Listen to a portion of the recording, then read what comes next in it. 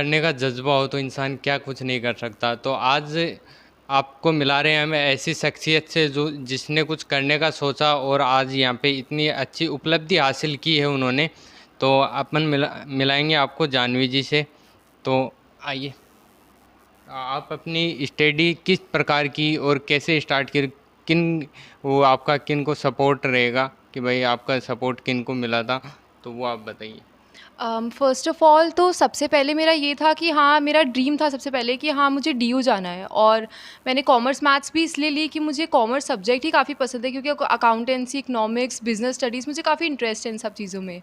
तो अगर मैं पढ़ाई की बात करूँ तो मैंने डे 1 से ही स्टार्ट करा। ऐसे नहीं कि आप 2-3 महीने में पढ़ लोगे और आपके इतने अच्छे परसेंटेज आ जाएँगे।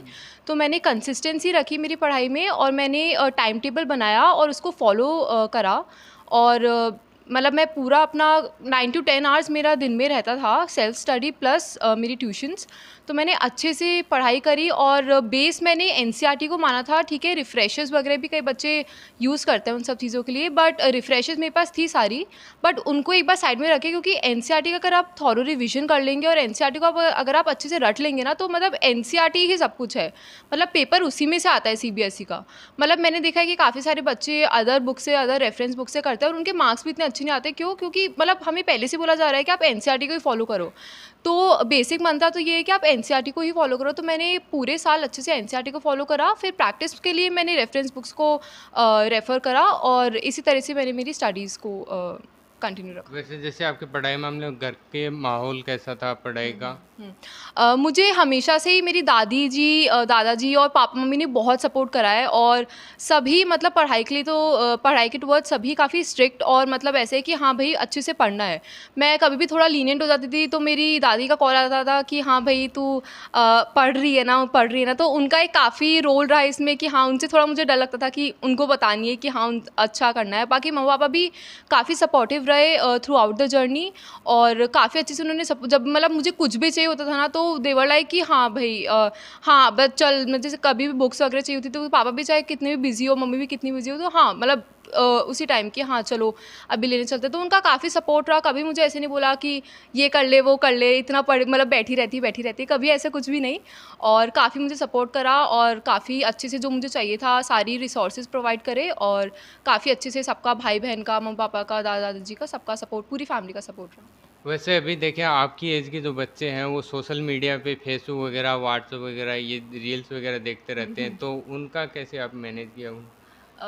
मैंने सोशल मीडिया तो इन सब का डिस्ट्रैक्शन मैंने रखा ही नहीं, क्योंकि अगर आप इन सोशल प्लेटफॉर्म्स वगैरह पे आते हो तो कहीं ना कहीं वो डिस्ट्रैक्ट करती है वो चीज़ें। वो आप इंस्टाग्राम पे रील्स को बार बार देख रहे हो, और फॉलो आपके फॉलोअर्स वगैरह जो भी है, वो आपको चीज़ डिस्ट्रैक्ट करती है। तो डिस्ट्रैक्शन को तो पूरी तरीके से हटा ही दो। अगर आपको लग रहा है कि आप डिस्ट्रैक्ट हो रहे हो, तो आप डिस्ट्रैक्शन को पूरी तरीके से हटा दो, क्योंकि आपके पास ये 2 साल बड़े 11th-12th काफ़ी इंपॉर्टेंट होता है। यही आपके आगे की जर्नी को डिसाइड करते हैं कि आपका फ्यूचर कैसा होगा, क्योंकि अच्छा कॉलेज और अच्छा सब कुछ के लिए आपको अपना जो बेस है 11th-12th, जो आपका डोमेन स्पेसिफिक है, वो आपको बहुत अच्छे से प्रिपेयर करना होता है। तो इसके वजह मतलब इसके लिए मैंने पूरा मेरा जो था ये सोशल मीडिया वगैरह, स्नैपचैट, इंस्टाग्राम वगैरह, वो सब मैंने हटा दिया था। मुझे मुझे इंटरेस्ट भी नहीं था इन सब चीज़ों में। और बाकी व्हाट्सएप और टेलीग्राम पे मैं थी, और व्हाट्सएप पे तो सारे स्कूल ग्रुप्स एंड ऑल, और टेलीग्राम पे काफ़ी रिसोर्सेज मिल जाते हैं, बुक्स वगैरह मटेरियल डाउनलोड हो जाता है। तो बस ये मेरा यही था, और बाकी सोशल मीडिया वगैरह पे मैं थी नहीं। बाकी जैसे हॉबीज़ का भी रहता है, वो अपनी जो हॉबीज़ रहती है जो बचपन से ही कंटिन्यू अपन करते हैं, तो उनको कैसे आपने में? मुझे एक्चुअली म्यूज़िक का बड़ा शौक था। मैंने लाइक क्लास 7th-6 से ही मैंने गिटार का मैं बजाती थी, और मैंने सीखा भी था, और काफ़ी मुझे शौक था गिटार बजाने का टिल क्लास 10th। बट उसके बाद आप दोनों चीज़ों को बैलेंस करके नहीं चल सकते। अगर मुझे ऐसा लगता मैं गिटार बजाऊँ, तो मेरा फिर 1-2 घंटा उसी में निकल जाता था, तो मैं नहीं बजा पाती थी गिटार। तो इसलिए मैंने सोचा कि यार थोड़ा हॉबीज़ को साइड में रख के अभी let's focus towards studies only, क्योंकि गिटार में इतना मैं कुछ कर नहीं सकती, और मेरा था ही कि मुझे डीयू में जाना है, अच्छा कॉलेज चाहिए।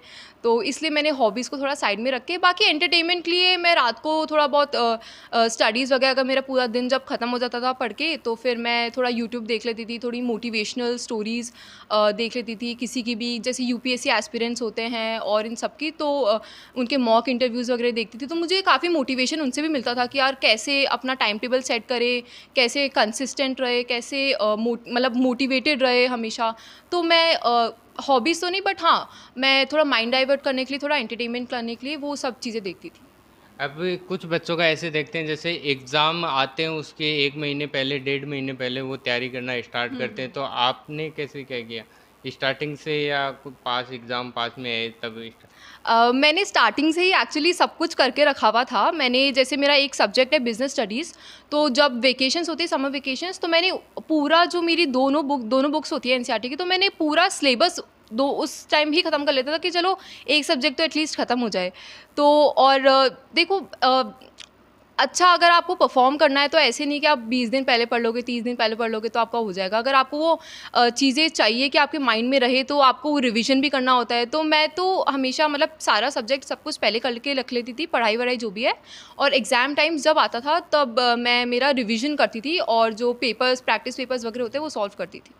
वैसे अभी कोरोना टाइम चल रहा था, इसकी वजह से स्कूल में भी जाना इतना नहीं हो पा रहा था, तो टीचर से कैसे आप कांटेक्ट करते हो? उनका सपोर्ट कैसे रहा? मैं actually saint Anselm's pink city Malviya Nagar से हूँ और वहाँ के टीचर्स बहुत ही ज़्यादा सपोर्टिव है। मैं बहुत ज़्यादा थैंक्स करना चाहूँगी वहाँ के प्रिंसिपल फादर थॉमस को और वहाँ की सारी टीचर्स को जिन्होंने मुझे सपोर्ट करा। वो लोग हमेशा मेरे हमेशा खड़े रहते थे कि हाँ भाई, जो भी डाउट्स हो you can ask at any time. कभी उन्होंने ये नहीं देखा कि रात है, कभी बच्चे रात को डाउट्स पूछ रहे हैं या फिर कुछ भी है। वो हमेशा रहते थे, हमेशा उन्होंने डाउट्स बताए, हमेशा बहुत अच्छे से गाइड करा, बहुत मोटिवेट करा और बहुत अच्छे से पढ़ाया। ऐसा नहीं कि ऑनलाइन प्लेटफॉर्म में कई होता है कि नहीं, बच्चे अटेंड नहीं करते क्लासेस और टीचर्स भी इतनी एफिशिएंट नहीं रह पाते क्योंकि इन सब चीज़ों की आदत नहीं है। तो मेरा ये था कि काफ़ी सारे हमारे क्लास में भी थोड़े बच्चे कम आते थे, but I use to attend the classes daily, क्योंकि आपको जो टीचर्स, स्कूल के टीचर्स जो बता सकते हैं, वो आपके ट्यूशन टीचर्स कहीं ना कहीं उतना नहीं बता सकते क्योंकि स्कूल के टीचर्स ज़्यादा एक्सपीरियंस्ड होते हैं। तो इसलिए मैं हमेशा, क्योंकि कहीं ना कहीं टीचर्स की किसी एक टीचर की अगर आपको एक बात भी लग गई ना, तो आपको एक से ऐसे लगता है कि यार हाँ, वो चीज़ करनी है। और कई टिप्स एंड ट्रिक्स भी बताते थे वो। तो इसलिए मैं स्कूल की टीचर से हमेशा कनेक्टेड रहती थी और सारे टीचर से मैं कनेक्टेड रही थ्रू आउट द ईयर और हमेशा उन्होंने मुझे गाइड करा, मोटिवेट करा, अच्छे से पढ़ाया और काफ़ी जो भी थी जर्नी काफ़ी अच्छी रही। वैसे आप हमारे चैनल के माध्यम से आपके जो एज के बच्चे हैं उनको आप क्या संदेश देना? मैं सबको यही कहना चाहूँगी कि ये जो 11th-12th वाली जो चीज़ है, ये जो आपका 2 साल है, ये बहुत ज़्यादा इम्पॉर्टेंट है। मुझे भी मतलब इतना अभी आगे पता चला कि हाँ, ये काफ़ी इम्पॉर्टेंट है। और ये जो सोशल मीडिया वगैरह है कि हाँ ठीक है, आप एंटरटेनमेंट के लिए यूज़ कर सकते हो, बट इतना उसमें ज़्यादा इन्वॉल्व मत हो क्योंकि वो चीज़ आपको कहीं ना कहीं डिस्ट्रैक्ट करती है और वो जो आपको पास से जो चीज़ डिस्ट्रैक्ट कर रही है वो नहीं है आपके लिए अच्छी। और आपके मम्मी पापा आपको इतना सपोर्ट करते हैं, आप पे इतना ट्रस्ट करते हैं, तो आपको भी तो उनके लिए कुछ करना चाहिए। मतलब एक वो होता है कि यार उनके फेस पे वो स्माइल आती है जब आपके अच्छे मार्क्स आते हैं, अच्छी परसेंटेज आती है, तो उनके फेस पे वो स्माइल, तो मतलब दैट इज़ प्राइसलेस। मतलब इतनी ज़्यादा इंपॉर्टेंट और इतना अच्छा खुद को फील कराती है कि हाँ यार, हमने ऐसा कुछ वर्थ करा है जिससे हमारी फैमिली, हमारे मतलब जो भी फ्रेंड्स हैं, सब लोग, सबके फेस पे वो स्माइल और एक प्राइड वाली चीज़ आती है कि हाँ, हमारे बच्ची ने इतना सब कुछ करा है। तो मैं उनको ये गाइड करना चाहूँगी कि आप अपना टाइम टेबल बनाइए, अच्छे से एनसीईआरटी पे फोकस करिए और जो भी आप स्टडी मटेरियल यूज़ कर रहे हैं, वो रेफरेंस वगैरह वो पहले एनसीईआरटी करिए, उसके बाद करिए जो भी है। और आंसर राइटिंग भी आप सीबीएसई में जो बोर्ड्स में आंसर लिख रहे हैं,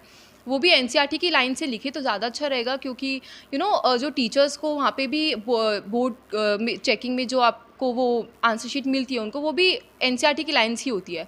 तो अगर आप एनसीईआरटी से लिखेंगे तो बहुत ही अच्छा होगा। और फिर मार्कशीट में जो आप जो लिखते हैं, आई मीन जो आंसर शीट में लिखते हैं, वो आप अंडरलाइन करिए जो इंपॉर्टेंट वर्ड्स होते हैं।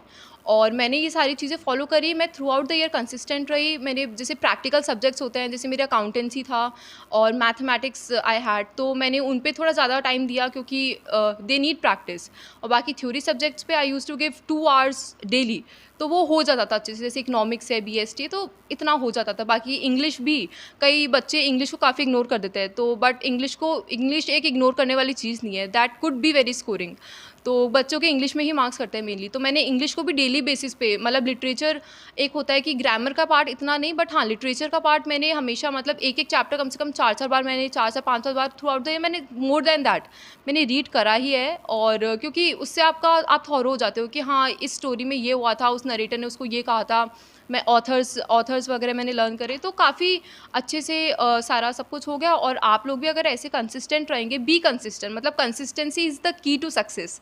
तो अगर आप कंसिस्टेंट रहेंगे तो आपका हो जाएगा, मतलब जो आपका जो ड्रीम है, जो आपका ड्रीम परसेंटेज है, और आपको ऐसा है कि हाँ आपको स्कूल टॉप करना है, आपको क्लास टॉप करनी है, आपको सब्जेक्ट टॉपर रहना है, तो ये कंसिस्टेंट रहिए आप और अच्छे से पढ़ाई करिए और डिस्ट्रैक्ट मत होइए प्लीज़। तो आपका अच्छे से आप अचीव कर पाएंगे जो आप चाहते हैं। अभी हमारे साथ में जानवी जी के पेरेंट्स भी हैं, तो अपन इनसे बात करते हैं कि जैसे इनके 98.6% आए, तो ये कैसा फील कर रहे हैं अभी।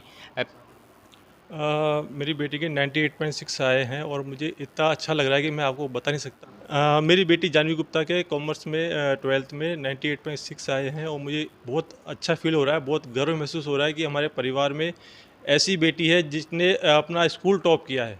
और मैं सभी बच्चों से यही कहना चाहता हूँ कि सब बच्चे अपना एक गोल फिक्स करें और उस गोल पे अडिग रहें और पढ़ाई करते रहें, कोई भी कंटिन्यू पढ़ाई करते रहें। यस, मुझे बहुत खुशी हो रही है। जैसा कि मैं ईश्वर से कहती हूँ कि मैं बहुत ब्लेस्ड ऐसी मदर हूँ जहाँ पे मुझे ये इतनी प्यारी बेटी मिली है।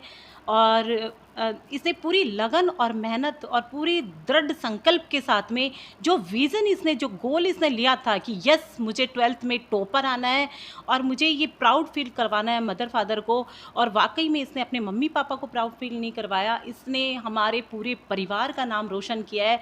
और मुझे बताते हुए बहुत खुशी होती है कि जानवी जैसी डॉटर मतलब आज मतलब इतने सारे बच्चों के लिए इंस्पिरेशन है। मैं सभी बच्चों से भी ये कहना चाहती हूँ कि आप अपनी ज़िंदगी, ये जो टाइम पीरियड होता है, वक्त कभी भी वापस लौट के नहीं आता। इस वक्त को पूरी तरह से, पूरी शिद्दत के साथ लगा दीजिए ताकि आपके पेरेंट्स, आपका परिवार और इवन आपका समाज आप पे ये प्राउड फील करे कि यस, और पूरा इंडिया आप पे, और ये बच्चे हमारे भविष्य है आने वाले समय का।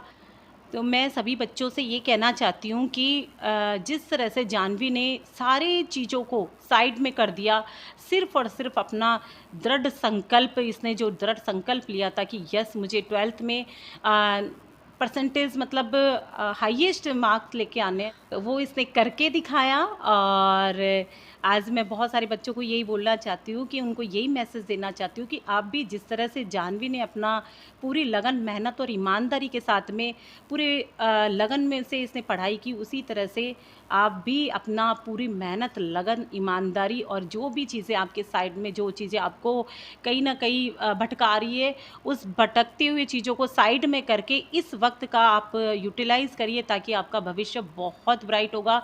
क्योंकि यही वो टाइम है जिसको आप पूरी तरह से अगर देते हैं ना, तो आगे आने वाला भविष्य आपका बहुत सुनहरा होता है। बस सभी बच्चों से ये मैसेज है कि अपने परिवार का और अपने माता पिता का, और इस बच्ची ने हमारा मतलब ये हमारे लिए एक बहुत गौरवान्वित बात है, बहुत हमारा नाम रोशन किया। मुझे बहुत प्राउड फील होता है और बहुत खुशी होती है ये बताते हुए हर किसी को कि मैं आज एक बहुत ब्लेस्ड मदर हूँ।